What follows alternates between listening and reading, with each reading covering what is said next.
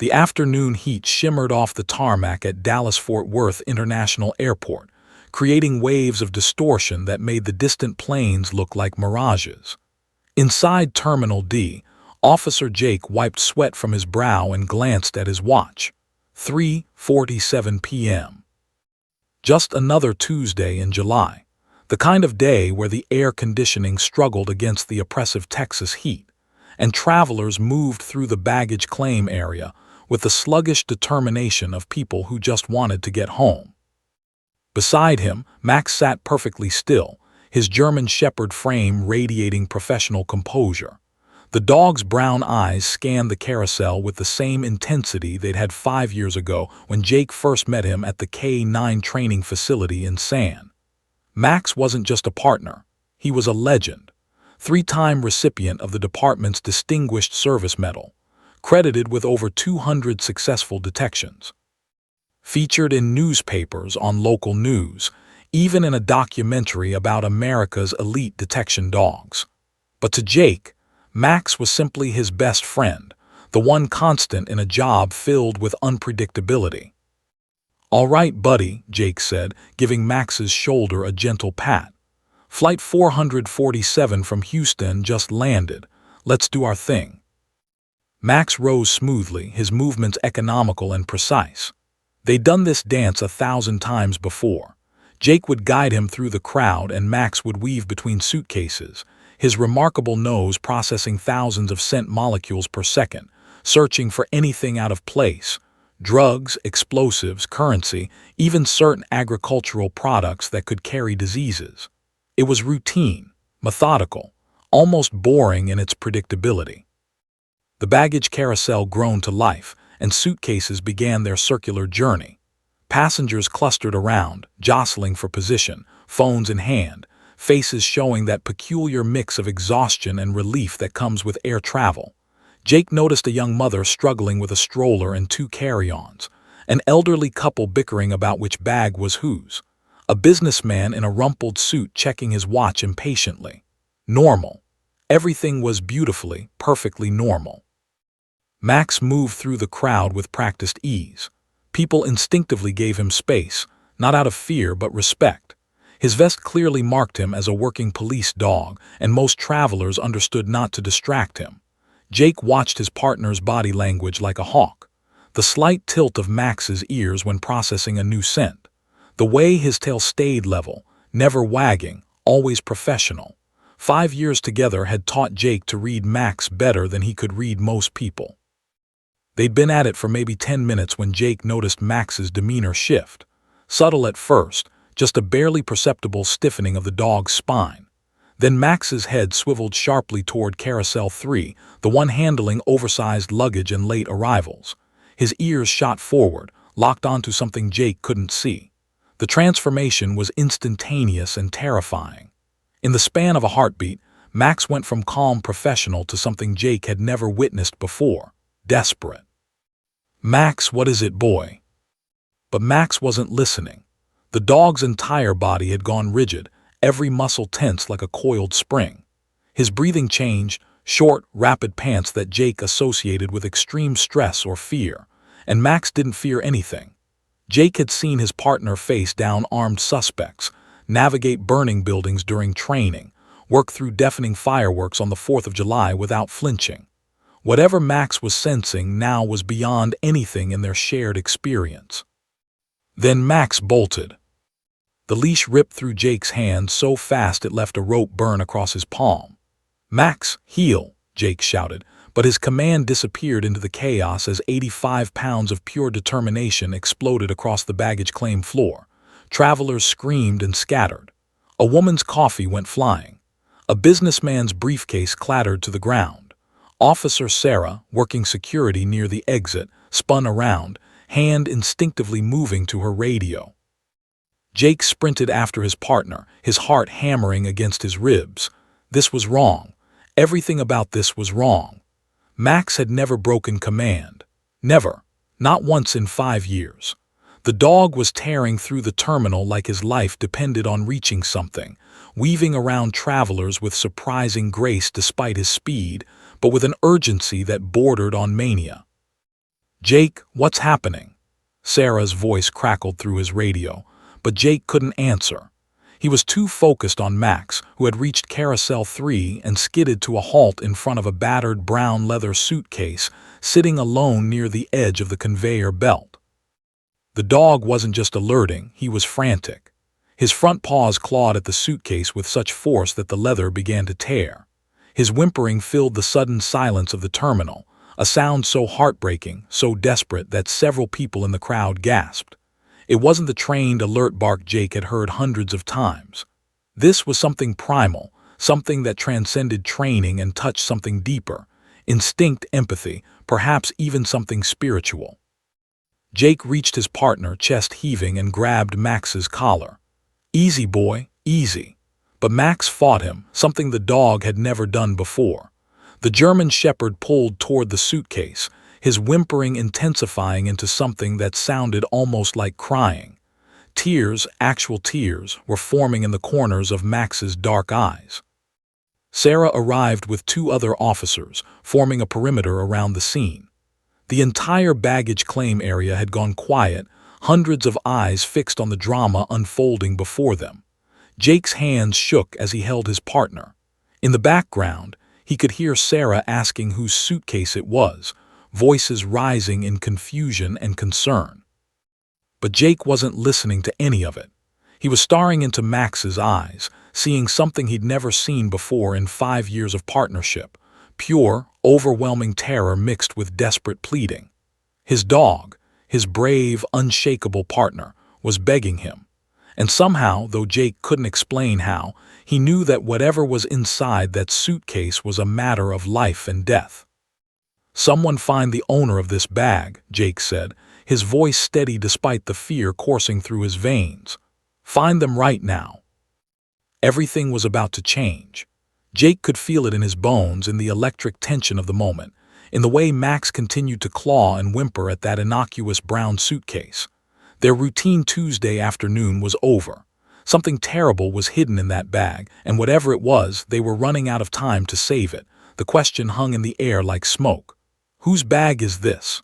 Officer Sarah's voice cut through the murmur of the crowd, sharp and authoritative. She repeated herself, louder this time, her hand resting on her duty belt in that universal stance of law enforcement readiness. Jake kept his grip on Max's collar, feeling the dog's muscles vibrating with tension beneath his fingers. The German shepherd hadn't stopped whimpering, hadn't stopped trying to reach that brown leather suitcase that now sat like a ticking bomb in the middle of the baggage claim area. For a long moment, nobody moved. Travelers exchanged nervous glances, parents pulled their children closer, and the usual chaos of the airport seemed to hold its breath. Then, from the back of the crowd near the exit doors, a man stepped forward. Or rather, he was pushed forward by the squeeze of people unconsciously moving away from him. Looked like 1,000 other travelers Jake had seen that day, average height, average build, wearing khaki pants and a wrinkled polo shirt that spoke of too many hours in an airplane seat.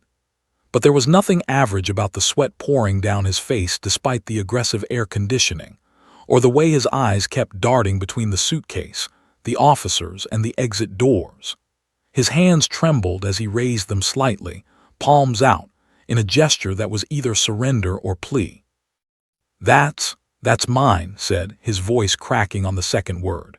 He took a hesitant step forward, then stopped when 3 officers simultaneously shifted their stance. Jake noticed Sarah's hand had moved closer to her service weapon, subtle but deliberate. His own instincts, honed by a decade in law enforcement, were screaming that something was very, very wrong. "Sir, I need you to step forward and open your luggage," Sarah said, her tone leaving no room for negotiation. She'd been with airport security for 8 years, had dealt with everything from smuggled exotic animals to brick cocaine hidden in diaper boxes, and Jake could see in her eyes that she recognized the same red flags he did. The excessive sweating, the shallow breathing, the way his gaze kept sliding away from direct eye contact. Is there a problem?" stammered, taking another reluctant step forward. His voice had taken on a higher pitch, almost pleading. "It's just clothes and stuff, personal items. I don't understand why your dog is. Open it now. Sarah's command left no ambiguity. Hands shook so badly that his keys jingled in his pocket when he reached for them.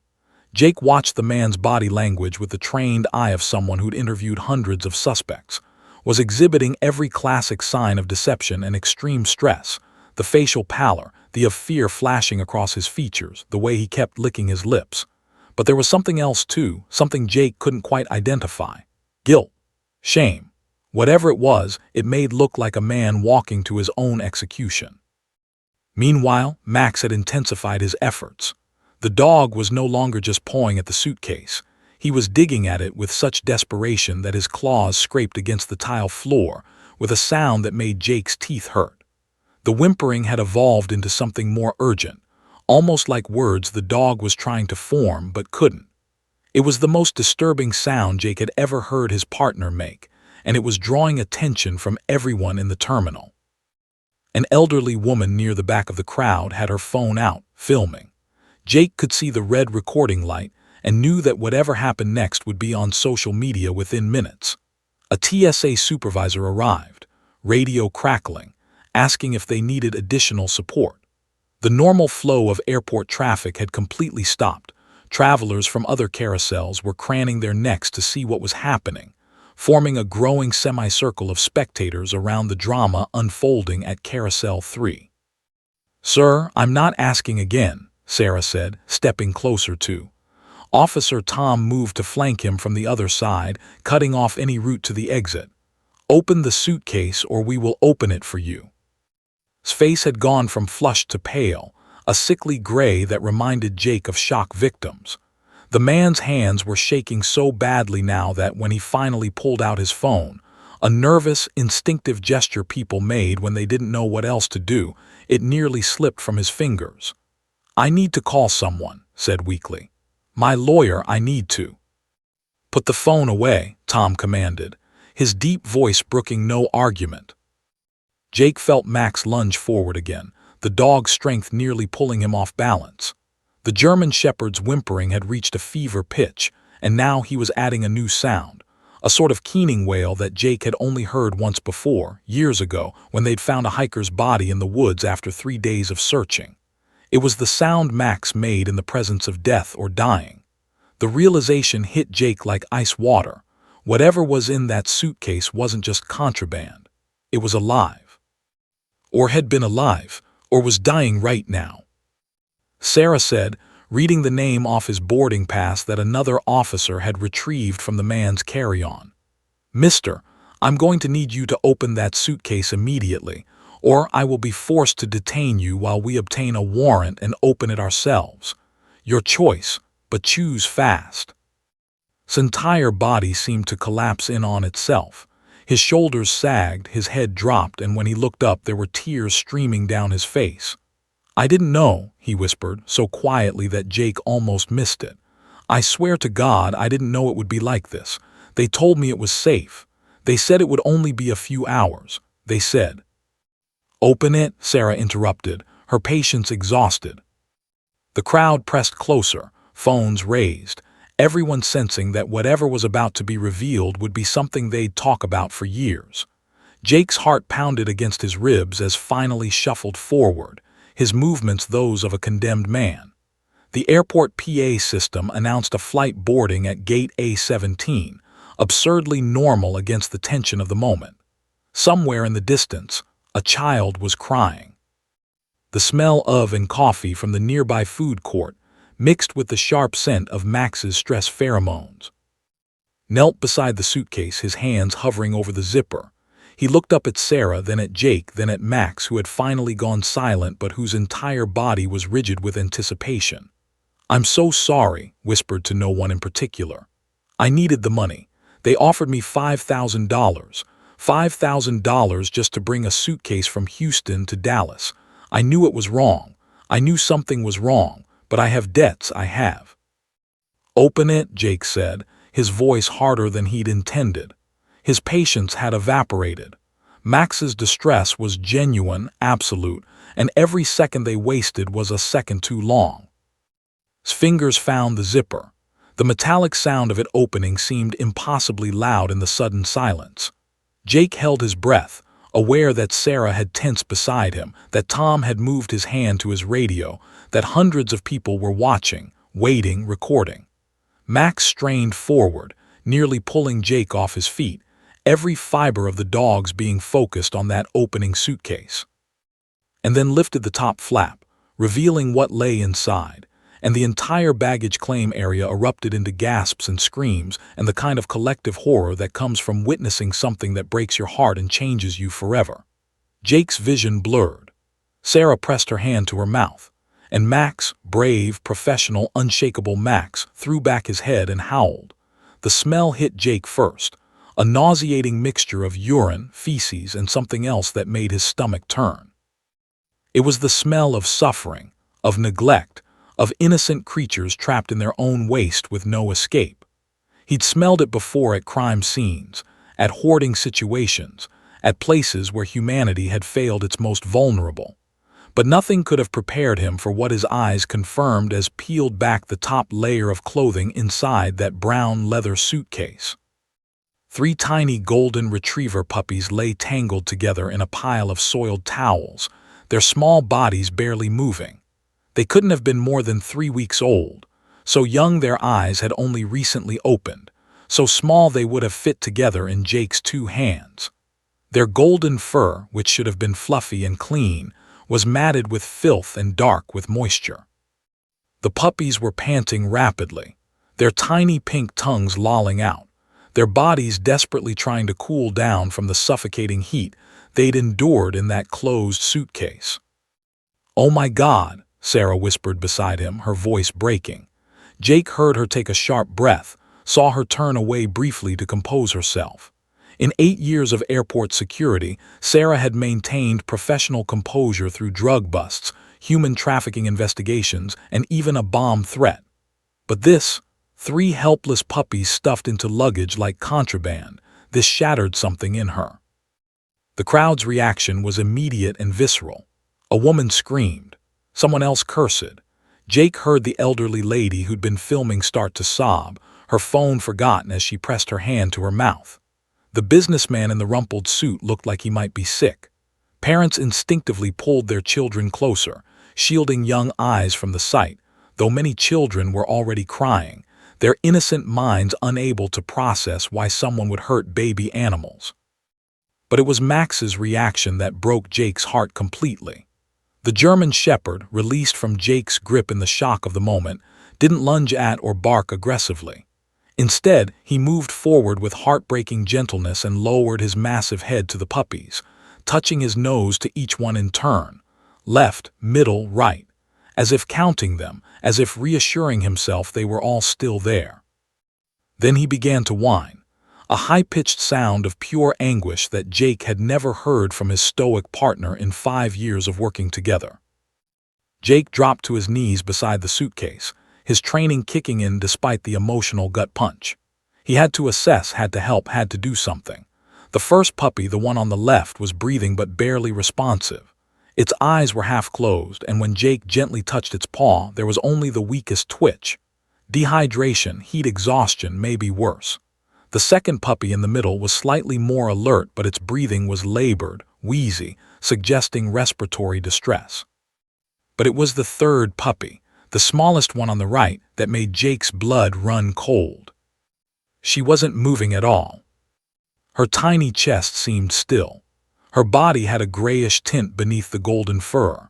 Her eyes were closed, and when Jake placed his finger against her, searching for a heartbeat, he felt only the faintest flutter, irregular, weakening, fatting. "No, no, no," Jake heard himself saying, his hands hovering over the tiny creature, afraid to touch her, afraid he'd hurt her more, afraid she was already gone. "Sarah, call emergency services. Call anyone. Call everyone. We need a vet now." But Sarah was already on her radio, her voice sharp and urgent as she called for medical assistance. Tom had pulled out his phone, frantically Googling the nearest emergency veterinary clinic. Other officers were appearing from all corners of the terminal, drawn by the commotion, stopping short when they saw what had caused it. Hardened law enforcement professionals, people who dealt with the worst of humanity daily, stood frozen in shock and horror at the sight of 3 dying puppies. Had collapsed against a nearby pillar, his face buried in his hands, his body shaking with sobs. "I didn't know," he kept repeating, the words becoming a mantra of guilt and desperation.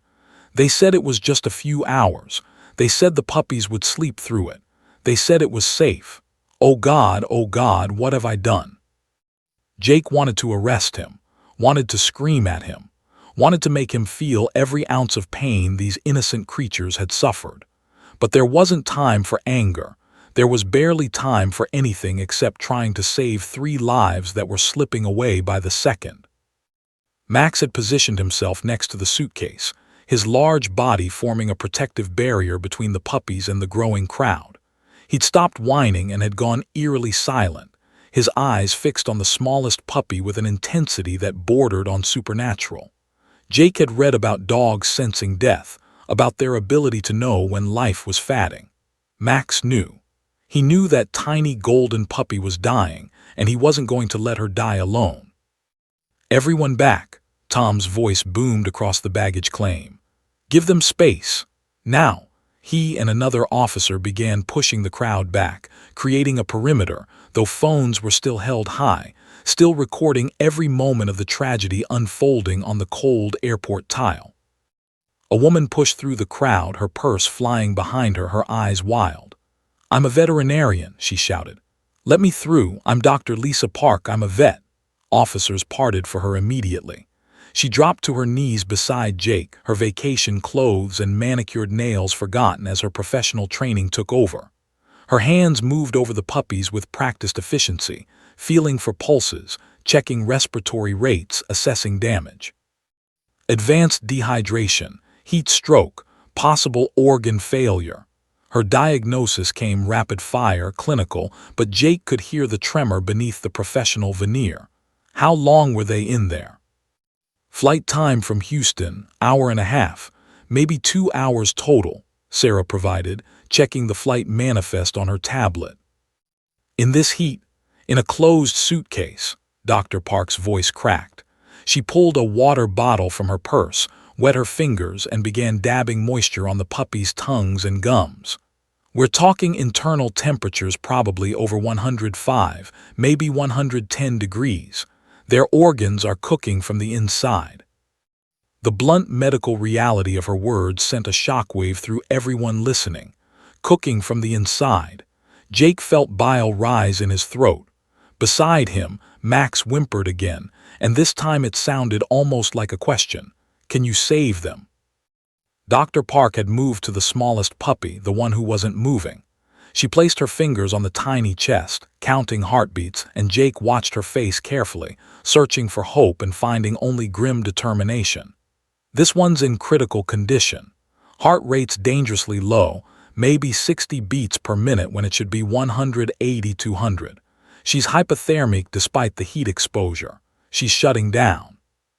"Can you save her?" Jake asked, his voice raw. Dr. Park looked up at him, and for a moment her professional mask slipped completely. There were tears in her eyes. "I don't know," she admitted, "but I'm damn well going to try." She began chest compressions on the tiny puppy, so small her fingers could encircle the entire chest cavity. 1, 2, 3, 4. Beside her, Jake supported the other 2 puppies, keeping them stable, while Sarah coordinated with emergency services. Max never moved, his eyes tracking every motion Dr. Park made, his presence somehow both comforting and heartbreaking. The airport had gone completely silent. Hundreds of people stood watching a veterinarian fight death on a baggage claim floor, watching a police dog keep vigil over puppies he'd saved, watching officers with tears streaming down their faces try to hold it together. Someone had stopped the baggage carousel. The usual announcements had ceased.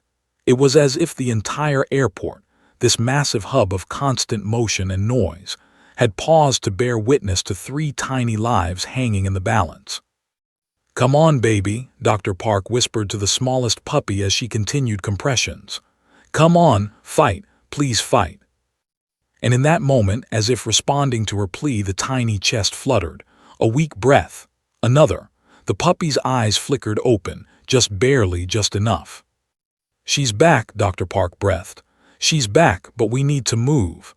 Now, they need IVs, oxygen, temperature regulation, they need a hospital." As if on cue, sirens wailed outside. Paramedics burst through the doors with a veterinary emergency team that Sarah had managed to summon. Equipment appeared, oxygen masks scaled down for tiny patients, emergency thermal blankets, portable IVs.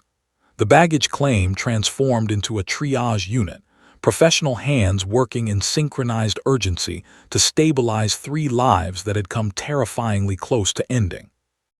Jake stood, his legs shaky, and watched them load the puppies into specialized transport carriers with medical monitoring. Max tried to follow, pulling against the leash, whining with renewed desperation. The smallest puppy, the one who died and come back, turned her head slightly in the carrier, and Jake could have sworn she looked directly at Max before her eyes closed again. "They're going to North Dallas Veterinary Emergency," Dr. Park said, standing beside Jake, her hands covered in puppy urine and her shirt stained with evidence of the rescue. "I'm going with them, and I need your dog to come too."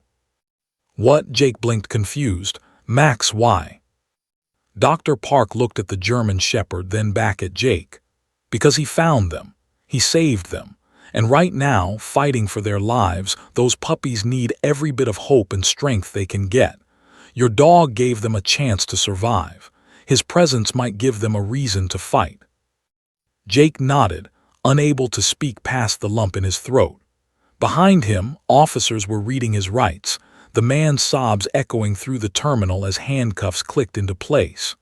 The crowd was dispersing, people wiping their eyes, hugging strangers, forever changed by what they'd witnessed. As Jake followed the emergency team toward the exit, Max walking close beside him, he heard someone in the crowd say, "That dog's a hero." Another voice added, "Those poor bobbies." And a child's voice, clear and hopeful, "They're gonna be okay now, right, Mommy?" Jake wanted to believe that. God, he wanted to believe that more than anything. But as he climbed into the emergency vehicle beside the 3 puppies fighting for their lives, watching Max position himself as close to them as the space allowed, he knew the next hours would determine whether this story had a happy ending, or whether Max's heroic discovery had come just moments too late. The emergency vehicle screamed through Dallas traffic, sirens wailing a desperate symphony that made other cars scatter like startled birds. Jake sat in the back, one hand gripping a support rail, the other resting on Max's head as the German Shepherd remained laser-focused on the 3 transport carriers secured in front of them. Inside those clear plastic boxes, connected to portable monitors and receiving oxygen through masks barely bigger than thimbles, 3 tiny golden retriever puppies fought the biggest battle of their short lives. Dr. Lisa Park worked with controlled urgency, her fingers flying over the puppies as she monitored vital signs, adjusted oxygen flow, and provided what emergency care she could in a moving vehicle. Her vacation clothes were ruined, her carefully styled hair had come loose, and there was a smear of something Jake didn't want to identify on her cheek. But her eyes were sharp, focused, radiating the kind of professional intensity that came from years of saving lives. Puppy 1, the male on the left, heart rate stabilizing at 140. "Still low but improving," she called out to her assistant, a young woman named Maria who'd been at the airport picking up Dr. Park when the emergency call went out. Maria scribbled notes furiously, her hands shaking slightly but her voice steady as she repeated the information back. Puppy 2, middle male, respiratory distress worsening. "I'm increasing oxygen to maximum," Dr. Park continued, her fingers adjusting a tiny dial on the carrier. The puppy inside wheezed, a sound that reminded Jake of his grandfather's last days with emphysema, and his heart clenched. How could something so small, so new to the world, already be fighting so hard just to breathe? "And Miracle?" Maria asked, using the name that had somehow already attached itself to the smallest puppy, the one who died and come back on the airport floor. Dr. Park's jaw tightened. Heart rate 85, temperature 94.6 degrees. She's hypothermic, hypotensive, and going into shock. If we don't get her stabilized in the next 10 minutes. She didn't finish the sentence. She didn't have to. Max whined, a sound so soft and broken that it barely registered over the siren. Jake felt the vibration of it through his hand where it rested on his partner's head. 5 years together had taught Jake to read Max's emotional states like a book, and right now, his dog was terrified. Not for himself. Max had faced down armed criminals without a hint of fear. But for those 3 helpless puppies whose lives hung by threads so thin they could snap at any moment. The vehicle swerved around a truck, throwing everyone sideways. One of the monitors beeped urgently. Dr. Park lunged forward, catching Miracle's carrier before it could slide, her reflexes cat-quick. "We need to get there now," she shouted to the driver. "This puppy is crashing." Through the front windshield, Jake could see the driver, a paramedic named who'd been briefed on the situation, pushing the vehicle to its limits. They were doing 70 on surface streets, running every red light, the siren clearing a path through afternoon traffic. People on sidewalks stopped to stare. Other drivers pulled over, creating a corridor for them. Somewhere behind them, Jake knew, were news helicopters. Sarah had texted him that the story was already breaking on social media. Videos from the airport were going viral, hashtags trending. The world was watching 3 puppies race death, and they didn't even know it. "Talk to me about the suitcase," Dr. Park said suddenly, her eyes never leaving her patients as her hands worked to stabilize Miracle. "How long were they inside? What were the conditions?" Jake forced his mind back to the airport to tearful confession. He said they'd been in there about 2 hours total, picked them up in Houston, closed them in the suitcase, went through security, waited for the flight, flew here. The temperature in baggage holds can get extreme. "Extreme doesn't cover it," Dr. Park interrupted, her voice grim. "Cargo holds can reach 120, 130 degrees in summer, but this was checked luggage in the cabin hold, so slightly better, probably 90 to 100 degrees. Still catastrophic for puppies this young. Their thermoregulation systems aren't developed. They can't pan effectively. They were essentially being slow-cooked alive." Maria made a sound, half gasp, half sob, and Jake felt his own throat tighten. Max pressed closer against his leg, seeking comfort or offering it, maybe both. "But here's what I don't understand," Dr. Park continued, adjusting Miracle's IV line with hands that didn't tremble despite the moving vehicle. "These puppies couldn't have been in that suitcase for just 2 hours. Look at the level of dehydration, the amount of waste, the severity of their condition.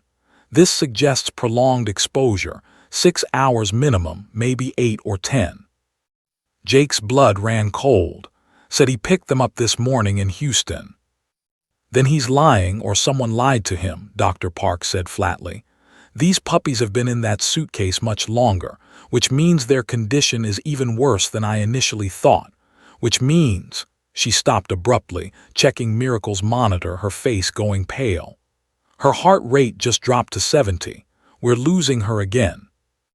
Everything seemed to happen in slow motion and at lightning speed simultaneously.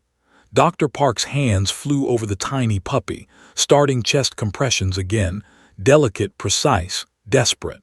Maria called out vitals in a voice that cracked with emotion. Max began to howl, a sound of such anguish that the driver glanced back in alarm. And Jake found himself praying, something he hadn't done since his mother's funeral 5 years ago, praying to whoever might be listening that this tiny scrap of golden fur would hold on just a little longer. "Come on, baby girl," Dr. Park whispered as she worked. "You fought back once. You can do it again. Fight, Miracle, fight." The monitor flatlined. The steady beep became one long, terrible tone. "No," Maria's cry echoed in the vehicle. Dr. Park increased the compression rate, her professional composure cracking. "Not again. You are not dying in my care. Do you hear me? You are not." Beep, beep, beep. The heart rate returned, faint, irregular, but there. Miracle's tiny chest rose with a shuddering breath. Dr. Park sagged with relief, but her hands never stopped moving, never stopped providing care, never stopped fighting.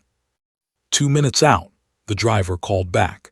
North Dallas Veterinary Emergency dead ahead. Through the windshield, Jake could see the building, a modern facility with large windows and a red emergency cross. More importantly, he could see the team waiting outside. Doctors in scrubs, nurses with gurneys scaled for small animals, equipment being rushed into position. The entire hospital had mobilized. They were ready. The vehicle screeched to a halt. Doors flew open. Organized chaos erupted as the puppies were transferred from transport carriers to specialized emergency gurneys. Commands were shouted. Equipment beeped and hummed.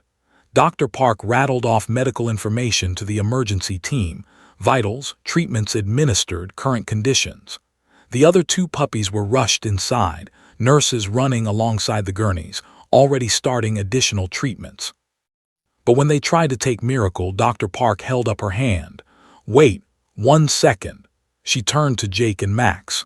The German Shepherd had pressed himself against the entrance, trying to see where the puppies were going, whining continuously. "Let him see her," Dr. Park said. "Let him know she's still fighting." Jake didn't understand, but he brought Max closer. Dr. Park lifted the carrier so Max could see inside. The tiny golden puppy, barely bigger than Max's paw, lay still except for the shallow rise and fall of her chest. Her eyes were closed. She looked impossibly fragile, impossibly small. Max stopped whining. He gently touched his nose to the carrier, right where Miracle lay, and made a sound Jake had never heard before. A soft, almost musical whimper that sounded like a promise or a prayer or maybe both. Miracle's eyes flickered open, just for a second, just barely. And in that brief moment, the smallest puppy and the police dog who'd saved her life locked gazes. Something passed between them, something that transcended species and training and logic. Recognition, gratitude, connection. Then the moment shattered as Miracle's monitors shrieked in alarm. "She's coding again. Move," Dr. Park shouted, and the gurney was rushed inside with half a dozen medical professionals surrounding it. Jake stood in the parking lot, holding Max's leash, watching through the glass doors as the emergency team disappeared deeper into the building. Around them, news vans were pulling up. Reporters were jumping out with cameras. His phone was buzzing nonstop with calls and texts, but Jake ignored all of it. He looked down at Max, who was staring at those doors with such intensity it was like he was trying to will Miracle to survive through sheer force of determination. "She's going to make it," Jake said, not sure if he was reassuring Max or himself. "She has to make it. After everything you did to save her, Max. She has to." But as they stood there in the fading afternoon light, watching shadows move behind the emergency room windows, Jake couldn't shake the terrible feeling that the hardest part was still to come. 3 puppies were inside that building, fighting for their lives. Max had found them. Dr. Park had resuscitated them. The emergency team was doing everything medically possible. Now it was up to the puppies themselves to decide if they had enough strength left to survive. And all Jake and Max could do was wait, hope, and pray that being a hero was enough to change the ending of this story. Inside the hospital, a code alarm sounded. Max's ears shot forward. Jake's heart stopped. The longest night of their lives had only just begun. The North Dallas Veterinary Emergency Hospital hummed with controlled chaos as the clock struck midnight.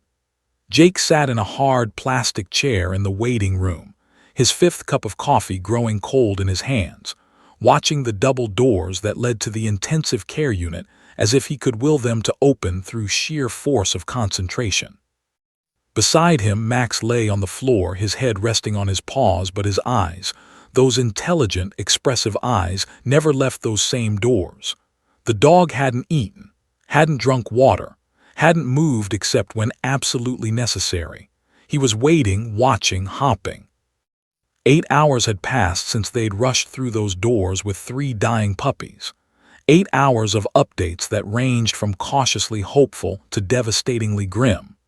8 hours of Jake watching his partner refuse to rest, refuse to give up, refuse to believe that his heroic discovery might still end in tragedy. The waiting room had become a strange liminal space, caught between the normal world outside and the desperate fight for life happening behind those closed doors. Other pet owners came and went with their own emergencies. A cat hit by a car, a dog who'd eaten chocolate, a rabbit with a broken leg. They'd glance at Jake and Max, recognize them from the news coverage that had exploded across every platform, and either offer quiet words of support or simply nod in solidarity. Everyone here understood the special bond between humans and animals. Everyone here understood why a police officer would spend his night on a hospital floor beside his dog, waiting for news about 3 puppies they'd known for less than a day. Dr. Park emerged at 12:47 a.m., still wearing her blood-stained vacation clothes because she'd refused to leave long enough to change. Her face was drawn with exhaustion, her eyes red-rimmed, but when she saw Jake and Max, something in her expression softened. She knelt down beside Max first, not Jake, and gently scratched behind the German shepherd's ears. "You did good, hero," she whispered to the dog. "You did so good." Max's tail thumped once against the floor, the first movement Jake had seen from him in hours that wasn't purely vigilant waiting. It was a question and a plea. Are they okay? Dr. Park stood, addressing Jake but keeping one hand on Max's head. The 2 males are stable, still critical, still on oxygen and IV fluids, but their vitals are improving. They're fighters, those 2. We're calling them brave and lucky because that's what they are, brave enough to keep fighting and lucky you found them when you did. "And miracle?" Jake asked, though he wasn't sure he wanted to hear the answer. Max had gone completely still, as if he too was holding his breath. Dr. Park's expression clouded.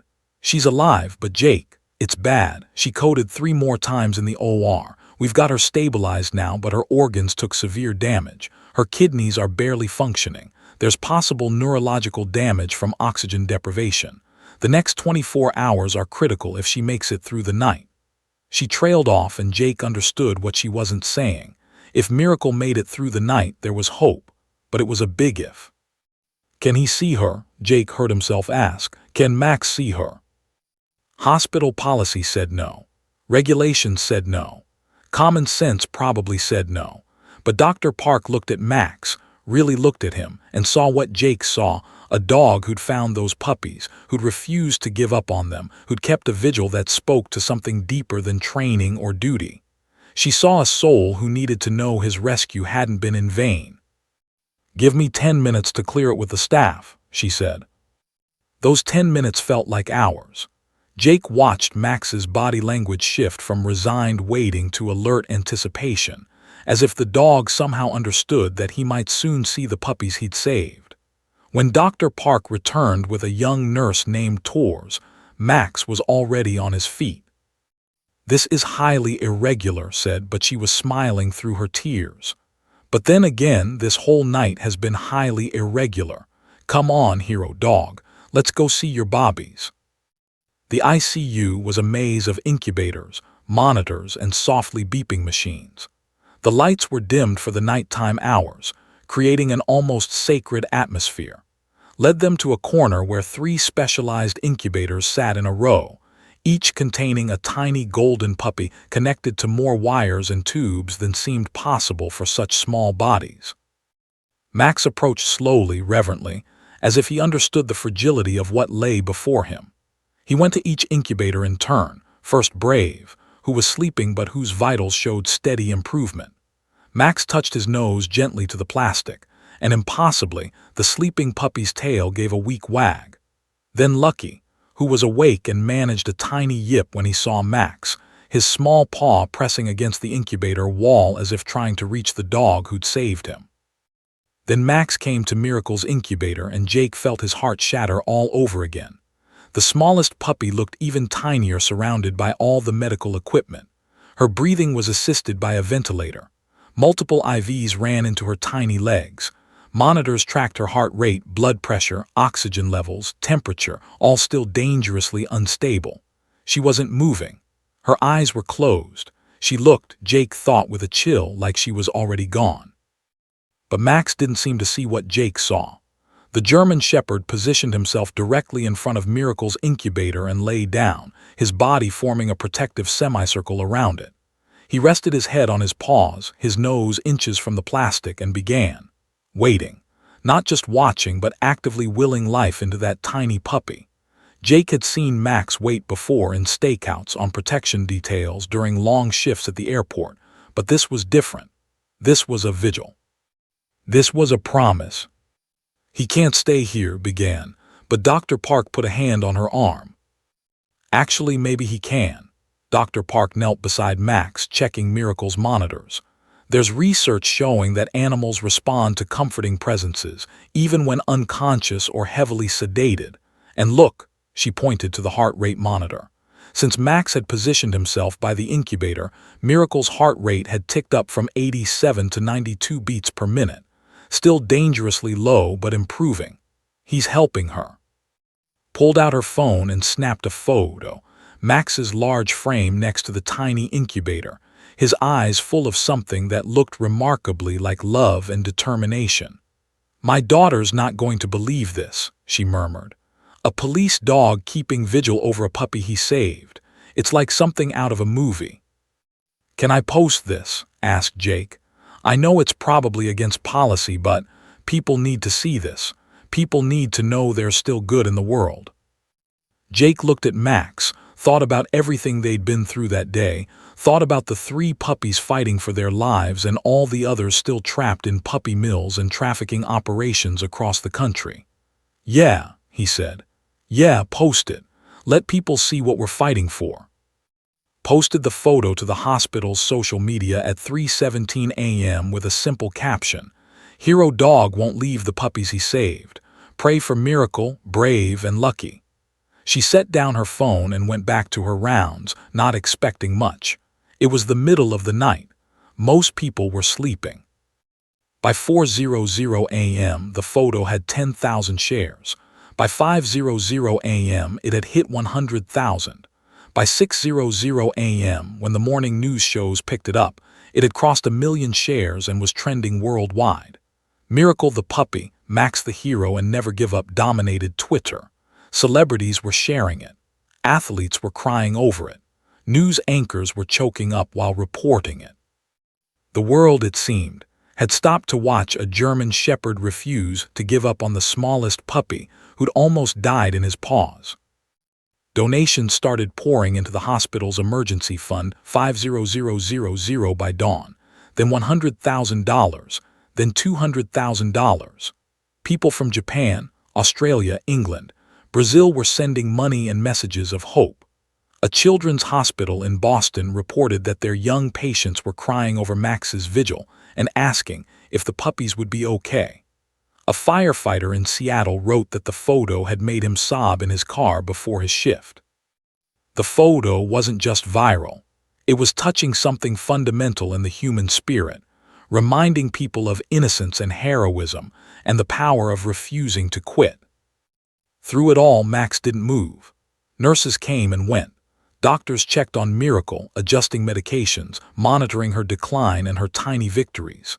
Jake dozed in a chair they'd brought in for him, waking every time a monitor beeped, every time Miracle's vitals shifted. Dr. Park stopped by at 7:00 a.m., having finally gone home to shower and change, bringing coffee for Jake and a special meal for Max that the dog ignored. "He hasn't moved in 6 hours, told Dr. Park in a whisper, as if afraid to disturb Max's vigil. "Not once. And look at Miracle's numbers, they've stabilized. Not improved dramatically, but stabilized. It's like he's anchoring her to life." At 9:23 a.m., with morning light streaming through the ICU windows and the rest of the world starting their Wednesday routines, something remarkable happened. Miracle's eyes opened. Just barely. Just for a few seconds. But they opened and they focused on Max. The tiny puppy looked at the dog who'd saved her, who'd refused to abandon her, who'd kept watch while she fought through the longest night of her short life. And then, so softly that Jake almost missed it, Miracle made a sound, not a whimper of pain or distress. A tiny, breathy noise that Dr. Park would later describe as almost like she was saying thank you. Max's tail began to wag, slowly at first, then faster, sweeping the floor with the kind of joy Jake had rarely seen from his stoic partner. Tears streamed down Jake's face. Grabbed Dr. Park's arm, both women crying openly. And in that moment, in that ICU at 9:23 on a Wednesday morning, everyone present understood they weren't just witnessing a puppy's survival. They were witnessing the power of love to defy death itself.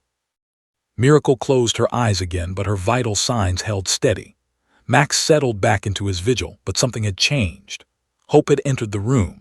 The longest night was over, and morning, beautiful, impossible morning, had arrived.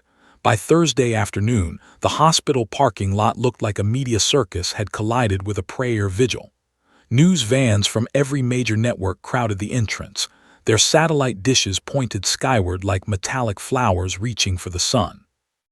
Reporters did stand-ups with the hospital in the background, their voices adopting that special tone reserved for stories that transcend news and become cultural moments. Behind police barricades, hundreds of people had gathered, some holding signs reading, "Pray for Miracle," others clutching stuffed golden retrievers, many simply standing in silent witness to something they couldn't quite name but desperately needed to be part of. Inside, Jake sat across from Governor Sarah Mitchell in the hospital's small conference room, still wearing the same clothes from Tuesday, his eyes bloodshot from lack of sleep. Max lay at his feet, having finally been convinced to leave the ICU for this meeting, though the dog's attention kept drifting toward the door as if he could sense Miracle's heartbeat from 2 floors away.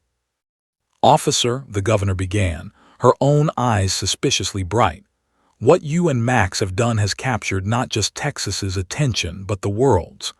I've received calls from the White House, from international news organizations, from celebrities and politicians and ordinary people who just want to help.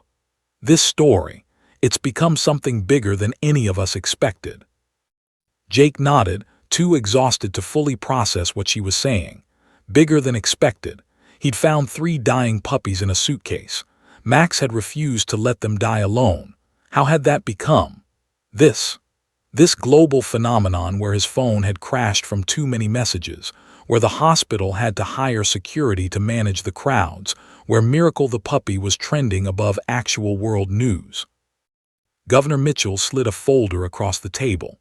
"I want to present Max with the Texas Medal of Valor at a ceremony next week, the highest honor we can bestow on a service animal. But more than that," she paused, her voice catching slightly, "I want to introduce legislation. We're calling it Miracle's Law, mandatory minimum sentences for animal trafficking, enhanced screening protocols at all Texas airports, severe penalties for puppy mill operations. Your dog didn't just save 3 lives, officer. He's about to save thousands more." The door opened and Dr. Park entered, still wearing scrubs, her face showing the kind of exhaustion that comes from 3 consecutive days of crisis medicine. But she was smiling, actually smiling, and Jake felt his heart leap. "She's going to make it," Dr. Park said without preamble. "Miracle's kidney function is improving. Her neurological responses are normal. She's breathing on her own. Barring any setbacks, she's going to survive." The governor stood, pressing her hand to her mouth. Jake felt tears stream down his face. He'd cried more in 3 days than in the previous 3 years. Max's tail began to wag, faster and faster, as if he'd understood every word. Maybe he had. Maybe this remarkable dog who'd somehow known those puppies were dying in that suitcase, who'd kept vigil for 36 straight hours, who'd willed a dying puppy back to life through sheer determination. Maybe he understood more than any of them gave him credit for. "Can we see her?" Jake asked. Dr. Park's smile widened. "Actually, I think it's time Max met his puppies properly, without the incubators between them." The ICU had been transformed into something resembling a nursery. Brave and Lucky were in a specialized pen, playing with soft toys under the watchful eye of Nurse Tors. They'd gained weight, their golden fur had been cleaned and was starting to fluff up, and their eyes, previously dull with suffering, now sparkled with puppy energy. When Max entered, both puppies went crazy, yipping and tumbling over themselves to reach the fence line. Max approached carefully, gently, and when opened the gate, the two puppies swarmed him like he was their long-lost father. They climbed on his back, tugged his ears, licked his face, and Max, stoic, professional, by-the-book Max, melted into the gentlest creature Jake had ever seen. But it was Miracle who brought everyone to tears. She was still smaller than her brothers, still weaker, still connected to monitors that tracked her recovery.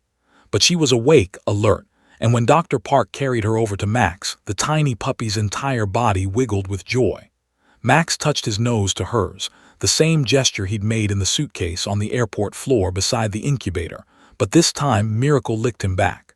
A tiny pink tongue against Max's dark nose. A thank you. A declaration of love. A bond that transcended species and logic and everything Jake thought he understood about the world. Was filming it, tears streaming down her face.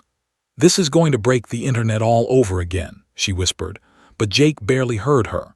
He was watching his partner, his serious, dedicated, professional partner, lie down on the hospital floor so three tiny puppies could crawl all over him, and seeing Max's eyes close in something that looked like pure contentment. The video posted that evening was viewed 50 million times in 24 hours. News anchor David broke down on live television while showing it, unable to finish his report as he sobbed openly. "I'm sorry," he told his viewers, wiping his eyes.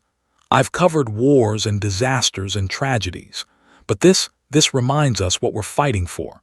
This reminds us that love is real, that heroes exist, that miracles happen." The donations exceeded $500,000. Organizations from around the world pledged support for Miracle's law. FBI raids, coordinated across 5 states, shut down the puppy mill operation that had tortured these 3 puppies and dozens of others. Facing 15 years in prison, gave investigators everything: names, locations, bank accounts, his guilt transforming him into the prosecution's star witness. 47 more dogs were rescued from conditions so horrific that seasoned animal control officers needed therapy afterward. But the real impact was happening in living rooms in schools and hospitals around the world. Parents were showing their children the videos, talking about compassion and heroism. Teachers were using the story in lessons about empathy and never giving up. A children's hospital in Boston reported that young cancer patients, watching Max's vigil, found new strength to fight. "If a dog can refuse to give up on a puppy he just met," one 6-year-old with leukemia told her mother, "then I can keep fighting too." Meanwhile, adoption applications for Brave, Lucky, and Miracle flooded the hospital, over 8,000 from around the world. Celebrities offered blank checks. Families wrote heartfelt letters, but Dr. Park had already made a decision that surprised no one who'd witnessed the past 3 days. "These puppies aren't ready to be separated yet," she announced at a press conference. "They've been through trauma together. They're healing together. And most importantly," she paused, looking at Max who sat beside Jake in full uniform, "they need their father." The crowd erupted in applause. Jake felt his throat tighten. His father. He'd never thought of Max that way, but watching his partner with those puppies, seeing the bond they'd formed, he understood. Max hadn't just saved those puppies. He'd adopted them in every way that mattered. And when the time came for them to find homes, any home they went to would need to include visitation rights for the hero who'd refused to let them die. As the press conference ended and Jake walked Max back to the ICU for another visit, his phone buzzed. A text from Sarah: "Just got sentenced. 15 years, no parole. Judge said Max's heroism proved these puppies deserved justice." Jake read the message to Max, who simply wagged his tail and pulled toward the ICU doors. Justice was important, but Max had other priorities. 3 tiny golden puppies were waiting for him, and as far as the German Shepherd was concerned, that was the only thing that mattered. The world could call him a hero, could give him medals, could name laws after the puppies he'd saved. But Max just wanted to make sure his bobbies were okay. And in the end, maybe that's what true heroism looked like. Not seeking glory or recognition, but simply refusing to abandon the vulnerable, no matter the cost. Jake opened the ICU doors, watching Max's face light up as 3 puppies started yipping with joy at his arrival, and understood that he'd witnessed something rare and precious. Not just a rescue, not just a story, but a reminder that love, pure, selfless, unconditional love, could change the world one small act at a time. 3 weeks had passed since that fateful Tuesday at Dallas-Fort Worth Airport, and Jake's life had become something he no longer recognized. His routine had transformed from airport security checks and standard police work into something that felt more like running a center, if that specialized in golden retriever puppies who'd captured the world's heart and a German shepherd who'd appointed himself their guardian angel. Every morning at 6 a.m., Jake would drive Max to North Dallas Veterinary Hospital. Every morning, the same crowd would be waiting, smaller now than the initial hundreds, but still significant. Regular visitors who'd come to think of the puppy's recovery as part of their own healing journey. Mrs., an elderly woman who'd lost her own dog to cancer, brought homemade treats for Max every Tuesday. Tommy, a 10-year-old boy undergoing chemotherapy, came with his mother every Friday to sit outside the hospital and send good vibes to Miracle. These weren't just spectators anymore. They were family, bound together by a story that had reminded them what mattered most. Inside the hospital's specialized recovery room, the transformation was nothing short of miraculous. Brave, who'd been the first to stabilize, had grown into a rambunctious puppy whose favorite activity was ambushing Max's tail. He'd gained 2 pounds and his golden coat gleamed with health. Lucky, the middle puppy who'd suffered respiratory distress, still wheezed slightly when he played too hard, but Dr. Park assured everyone it would resolve with time. He'd become Max's shadow, following the German shepherd everywhere, mimicking his movements with the kind of adoration that made even the most hardened nurses tear up. But it was Miracle who'd become the symbol of everything this story represented. The smallest puppy who'd died twice and come back twice, who'd every medical prediction, who'd survived when survival seemed impossible.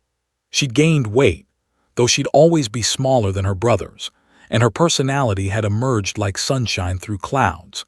She was feisty, determined, and absolutely refused to be separated from Max for more than a few minutes at a time. Dr. Park had explained it during one of her many interviews. What we're witnessing is a psychological imprinting that goes beyond normal canine behavior.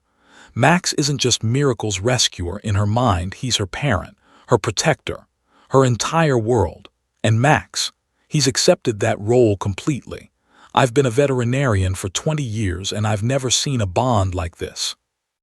Jake watched that bond deepen every single day. Max, who'd been trained to detect threats and maintain professional distance, had discovered a capacity for gentleness that seemed infinite.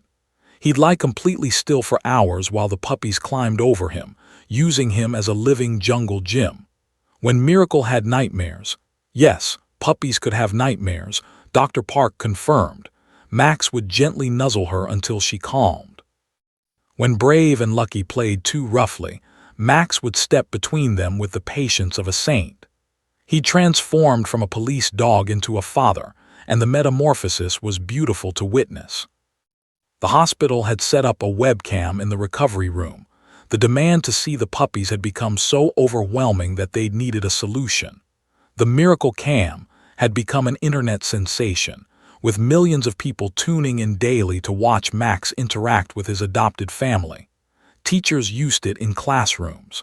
Nursing homes played it for residents. Therapists recommended it to patients struggling with depression.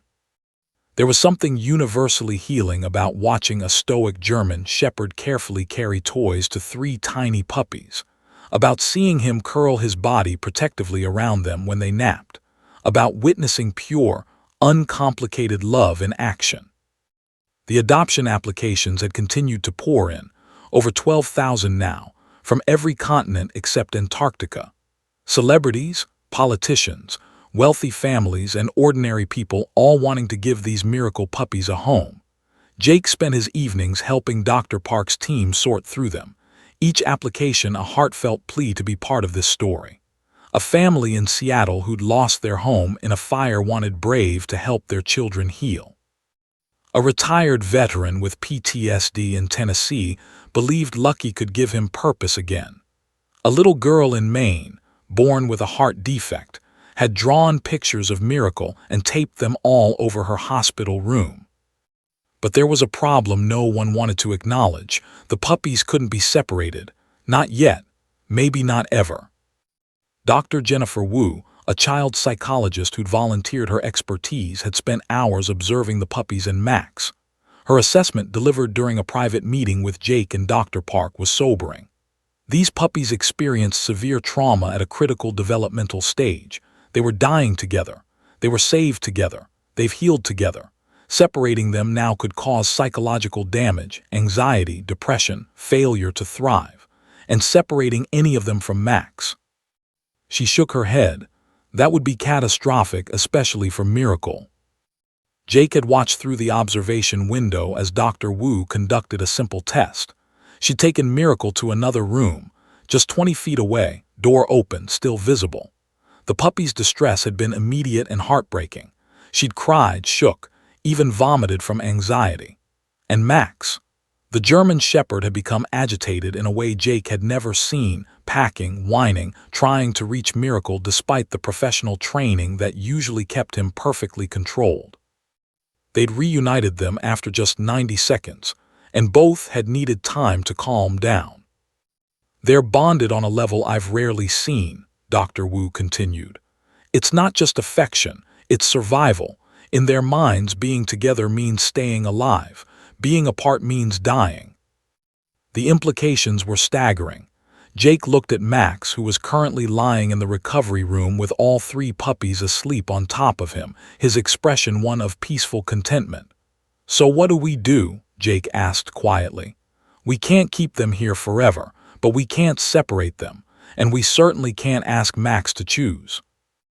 Dr. Park leaned back in her chair, and for the first time since this whole ordeal began, she smiled, really smiled, with something that looked like hope and mischief combined. "Well," she said slowly, "there is one option we haven't fully explored." "What's that?" "You could adopt Miracle yourself." The words hung in the air like a held breath. Jake stared at her, his mind racing. Him? Adopt a puppy? He worked full-time. He had Max to care for. His apartment barely had room for 1 dog, let alone 2. He'd never even considered.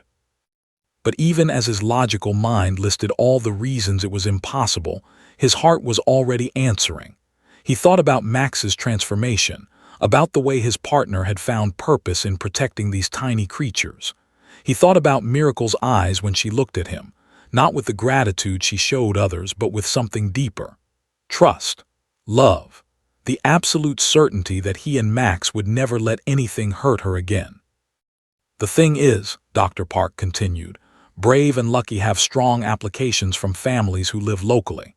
The Hendersons in Richardson, they have a huge yard, 2 kids, a golden retriever already, and they've agreed to weekly. The Santos family in Plano, similar situation, committed to keeping the puppies connected. But Miracle," Dr. Park's voice softened, "Miracle needs Max, and Max needs his daily work, his purpose, his partnership with you. The only way this works is if she becomes part of your family." Jake walked to the observation window, looking at the scene inside. Max had woken up and was gently grooming Miracle, licking her fur with the kind of attentiveness mother dogs showed their pups. The tiny golden puppy was gazing up at the German Shepherd with absolute adoration, making little contented sounds. And Jake realized with sudden, perfect clarity that this wasn't really a decision at all. It had been made the moment Max bolted across that airport terminal. It had been made during those terrifying hours in emergency surgery. It had been made during Max's 36-hour vigil when he'd refused to let the smallest puppy die alone. "Okay," Jake said, his voice thick with emotion. "Okay, I'll adopt her. Miracle comes home with us." Dr. Park's eyes filled with tears, happy ones this time. "You're sure? It's a big commitment. She'll need monitoring for months. She'll have separation anxiety. She'll be expensive and time-consuming and—" "She's family," Jake interrupted simply. "Max already decided that. I'm just catching up." The adoption paperwork was finalized a week later during a ceremony that drew every major news outlet and thousands of supporters. Brave went to the Hendersons, who cried as they accepted responsibility for the puppy who'd been named for his courage. Lucky joined the Santos family, who'd promised to love him fiercely and keep him connected to his siblings. And Miracle, tiny, fierce, impossible Miracle, officially became Miracle, though the paperwork listed her as co-owned by Max, German Shepherd extraordinaire. On their last night in the hospital, Jake sat on the floor of the recovery room watching Max say goodbye to Brave and Lucky. The puppies seemed to understand something was changing. There was more wrestling, more playing, more of those puppy kisses that left everyone laughing through tears. But there was also something else, an acceptance that they'd survived together, healed together, and now would live separately but never apart. They'd carry each other always. Miracle stayed pressed against Max's side, her tiny body warm against his larger frame, and Jake understood that he wasn't just taking home a puppy. He was taking home a miracle, a reminder that heroes come in all sizes, a testament to the power of refusing to give up, a living symbol that love, real, fierce, unconditional love, could rewrite any ending. As they left the hospital to applause and camera flashes and hundreds of people cheering, Jake looked down at Max, who had Miracle walking carefully between his front paws, protected on all sides.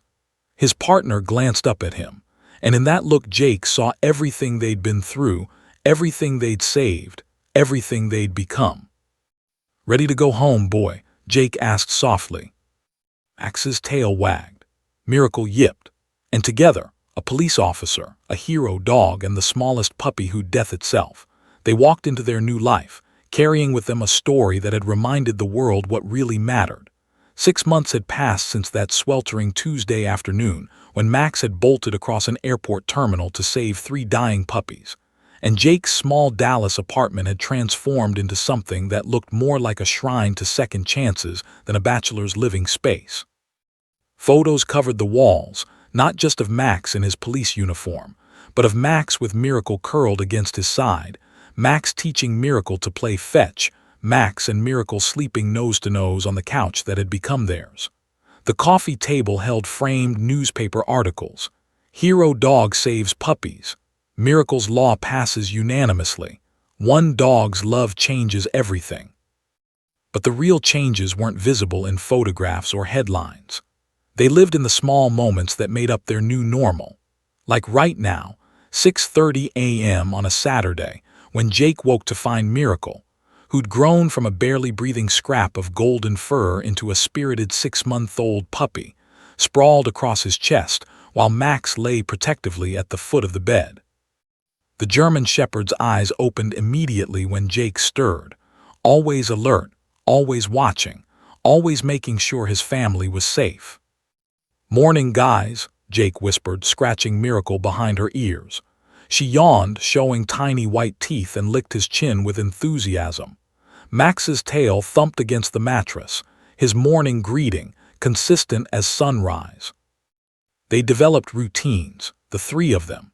Breakfast first, Max's specialized police dog food and Miracle's puppy formula that Dr. Park had carefully calibrated for her still-recovering system. Then their morning walk through the neighborhood park, where Max had become something of a celebrity. People would stop them constantly, wanting to meet the hero dog and the Miracle puppy.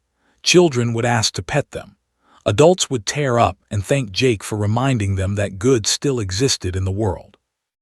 But it was Saturdays that had become sacred, puppy reunion day at the park.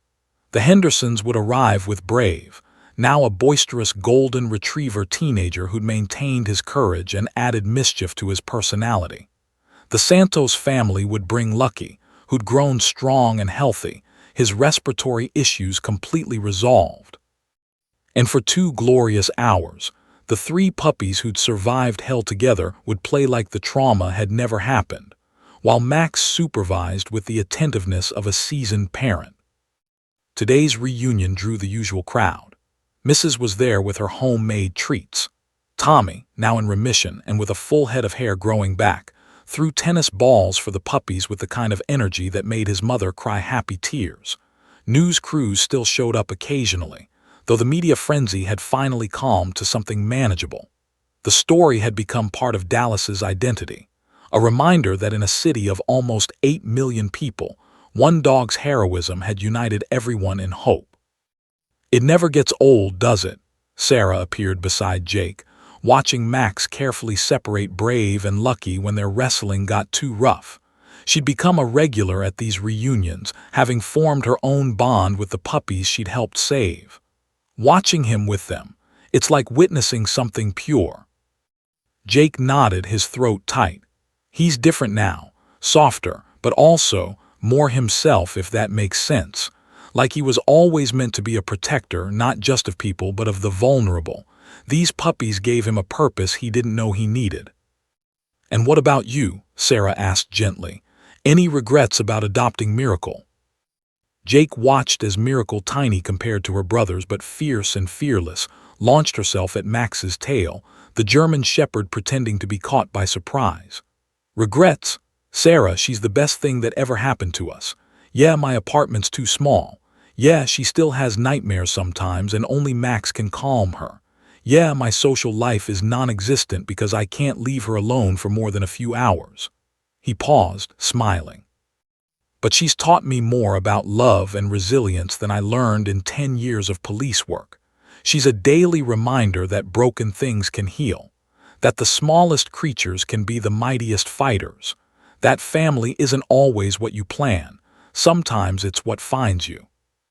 The words were barely out of his mouth when Miracle came barreling over, covered in grass and slobber, her tail wagging so hard her entire back end wiggled. She pressed against Jake's leg, looked up at him with those eyes that had once been dull with approaching death and were now bright with life, and made a sound that was pure contentment. Max followed at his steady pace, sitting beside Jake in that perfect heel position that 5 years of training had ingrained, and together, man, dog, and puppy, they formed a unit that was somehow more than the sum of its parts. Later that afternoon, Jake drove to Dallas-Fort Worth Airport for a ceremony he'd been dreading and anticipating in equal measure.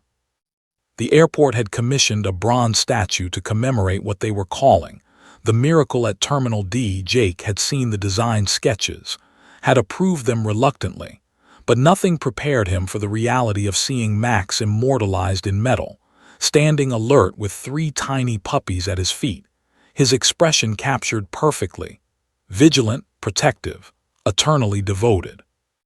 The unveiling drew thousands. Governor Mitchell was there, having already signed Miracle's law into effect 3 months earlier. The law had led to 47 arrests across 5 states, the shutdown of 12 puppy mill operations, and the rescue of over 200 dogs. Dr. Park attended with her entire hospital staff, many of whom still teared up when they talked about those desperate days fighting for 3 small lives. Testimony from prison had been played on the news, his voice breaking as he expressed remorse and warned others that no amount of money was worth the guilt he'd carry forever. But the real guests of honor were Max, Miracle, Brave, and Lucky, who sat in a row at the front of the crowd, their presence drawing more attention than any politician or celebrity ever could. When the statue was unveiled and the crowd gasped at its beauty, when the plaque was read aloud, "One dog's courage saved 3 lives and awakened millions of hearts," it was Max's reaction that made everyone break down. The German shepherd stared at the bronze version of himself, tilted his head in that curious way dogs do, then looked down at Miracle as if to say, "See, this is why I couldn't give up on you." The ceremony ended with Governor Mitchell presenting Max with a medal, his 3rd in 6 months. But the German shepherd seemed far more interested in making sure Miracle wasn't overwhelmed by the crowd. He positioned his body between the puppy and the pressing masses, creating a safe space for her, and Jake felt his heart swell with pride for his partner who'd become so much more than a police dog. That evening, back in their too-small apartment, Jake sat on the floor surrounded by news clippings, award certificates, and social media posts from around the world, people sharing how Max and Miracle's story had inspired them to adopt shelter animals, to volunteer at rescues, to fight for animal welfare legislation in their own communities. The ripple effects were staggering. One dog's refusal to give up had sparked a movement. Max lay beside him with Miracle tucked under his chin, both of them drowsy from the day's excitement. Jake's phone buzzed, a text from Dr. Wu, the psychologist who'd been following Miracle's recovery. "Just saw the ceremony coverage. That puppy has come so far. You should be proud. But more importantly, Max should know he didn't just save her life. He gave her a reason to live it fully. That's the real miracle." Jake read the message aloud to Max, who opened one eye, his tail giving a single thump of acknowledgement before he returned to watching over his sleeping daughter.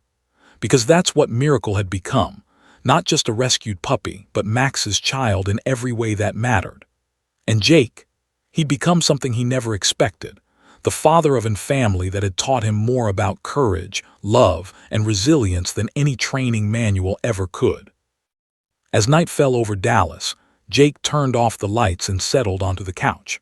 Max immediately jumped up, something he'd never done in 5 years of partnership, and positioned himself so Jake could lean against him.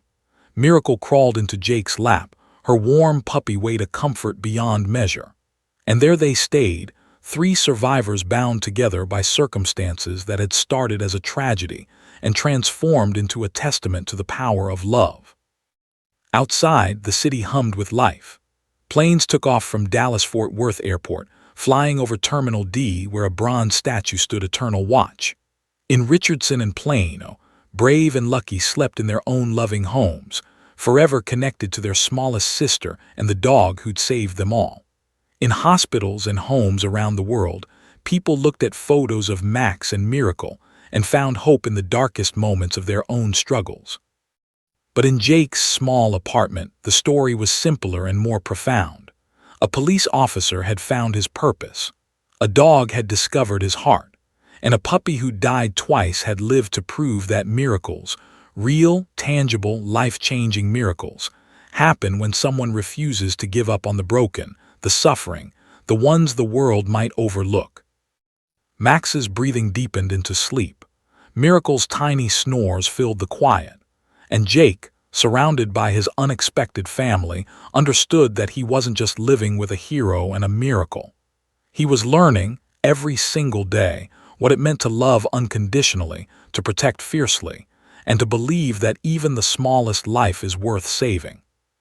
Some stories end, but the best ones, the ones that change us, that remind us who we're meant to be, those stories never really end at all. They just transform into new beginnings, into daily choices to be better, to love harder, to never give up on the vulnerable. And as Max's tail twitched in dreams of airport terminals and tiny golden puppies, as Miracle's paws moved in sleep as if still fighting to survive, as Jake held them both close, the real miracle became clear. It wasn't just that Max had saved Miracle. It was that in saving her, he'd saved them all.